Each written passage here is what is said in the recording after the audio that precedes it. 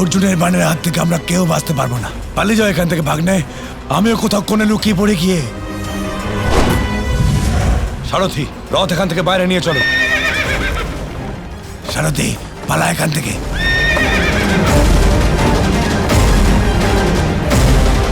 আপনি থেমে গেলেন কেন মাধব? সামনে এগোন। ওদিকে দুর্যোধন আর শকুনি যুদ্ধ ছেড়ে পালাচ্ছে। আমি ওদেরকে শেষ করে দিয়ে যুদ্ধের সমাপ্তি আজকেই করতে চাই। শকুনির মৃত্যু সহদেবের হাতে লেখা আছে, এটাই হলো সহদেবের প্রতিজ্ঞা।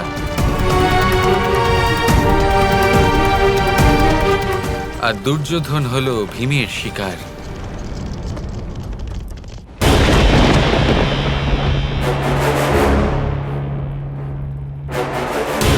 ৯৯ জন ভাইয়ের হত্যা করিয়ে পালিয়ে যাচ্ছিস? স্মরণে আছে কি তোর ওই উরু আমি ভাঙবো? দুর্যোধন, তোর এই উরু যদি আমি না ভেঙেছি তাহলে আমার নাম ভীম নয়। তোকে আমি শেষ করব পেটুক। গদা যুদ্ধে সব থেকে শ্রেষ্ঠ আমি ছিলাম আর আমি থাকবো। তুই আমার ৯৯ জন ভাইকে মেরেছিস না, এবার আমি তাদের প্রতিশোধ নেব তোকে শেষ করে।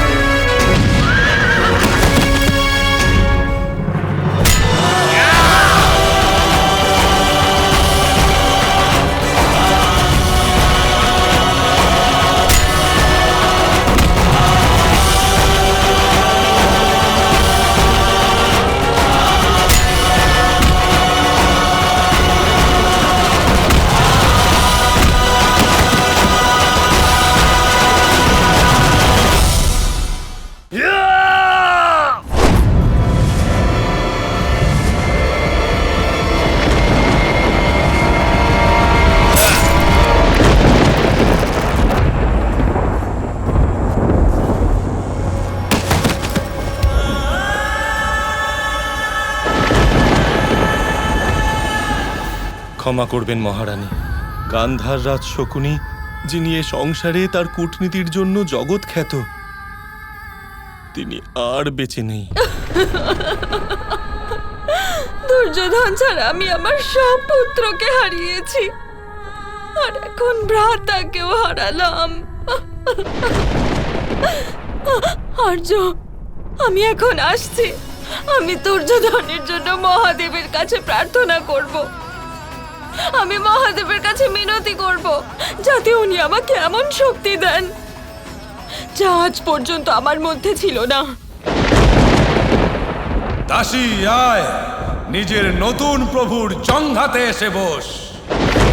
দুর্যোধন, তোর এই উরু যদি আমি না ভেঙেছি তাহলে আমার নাম ভীম নয়।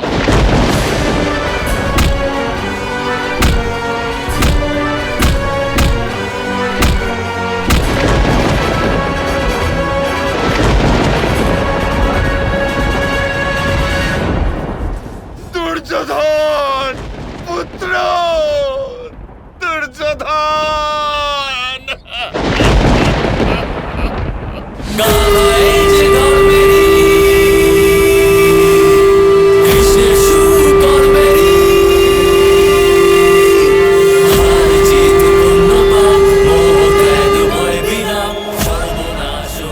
অবশেষে যুদ্ধ সমাপ্ত হলো।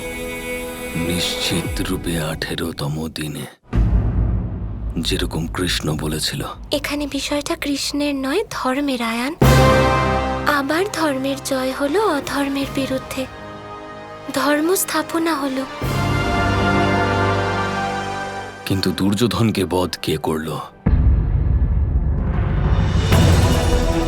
কে মারল শকুনিকে?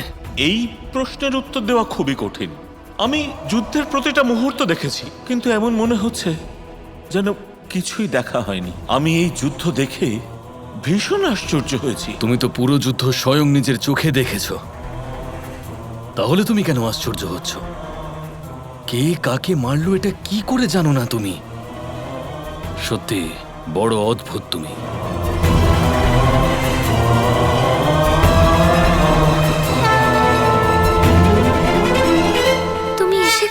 কৃষ্ণ।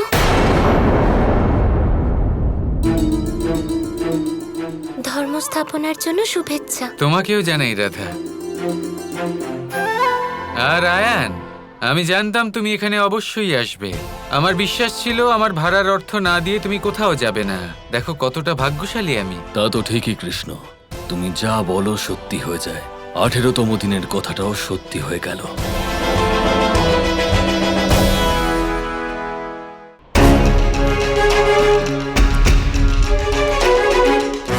এই নাও তোমার সমস্ত ভাড়া। নাও আর যেতে দাও আমাদের। না বড় ভাই, আমি এই স্বর্ণ মুদ্রা চাই না।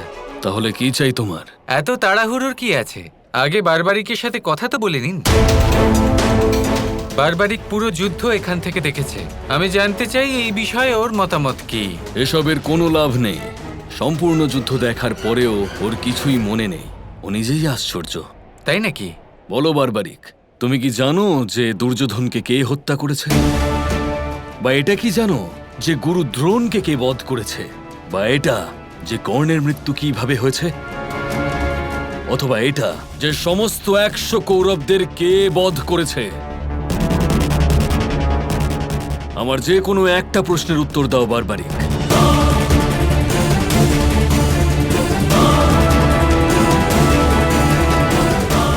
দেখলে কৃষ্ণ, আমি বলেছিলাম না ওর কিছুই মনে নেই। বারবারিক বলো, আয়ান শুনতে চায়। বলো তুমি কি দেখেছো। যথাজ্ঞা শ্রীকৃষ্ণ। এই সমগ্র কুরুক্ষেত্রের যুদ্ধে আমি একজন ব্যক্তিকেই দেখতে পেয়েছি, যিনি মরছিলেন এবং মারছিলেনও। শ্রীকৃষ্ণ। শ্রীকৃষ্ণ। আমি কৃষ্ণকেই মরতে দেখলাম আর কৃষ্ণকেই মারতে দেখলাম।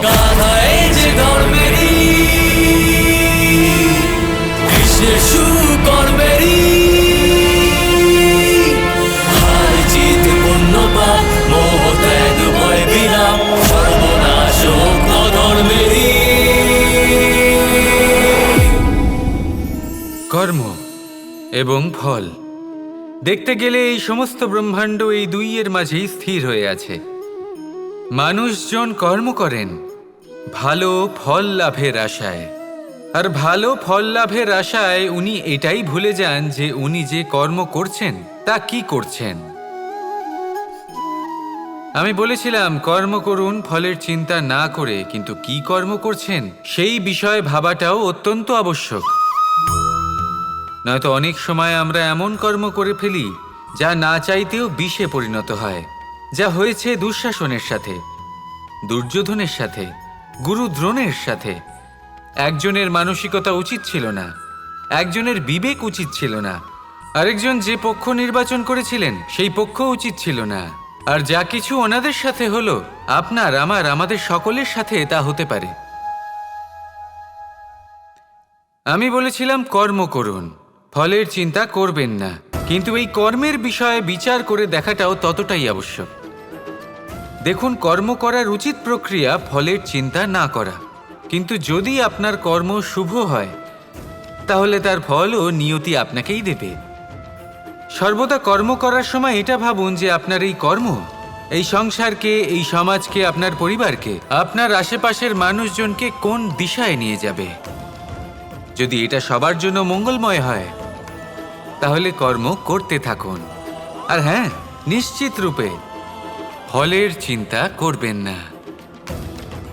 আসুন আমার সাথে ভালোবেসে বলুন রাধা রাধা।